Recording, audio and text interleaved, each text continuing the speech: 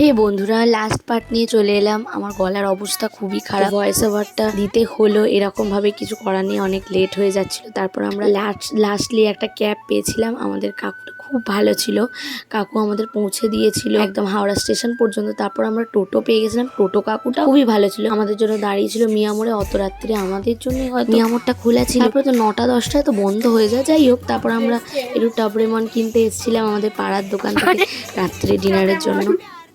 Promote করছি না, ঠিক আছে? তাও কি আমার ড্রেস চেঞ্জ হয়নি? আমি ড্রেস চেঞ্জ করবো, দেন টপরেমন বানাবো, খাবো। সেখানে আগুন লাগিয়ে দিয়ে গেছে। এই সাউন্ডটা দেবো, ডু বাডু বাডু বাডু বাডু বাডু বাডু।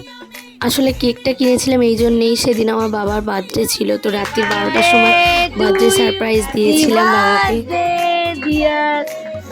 একটু যাও যাও, বাবার কাছে যাও। সো এরম ভাবেই একটা রেনি সানডে কেটেছিল। তো দেখা হচ্ছে পরের ব্লগে, টাটা।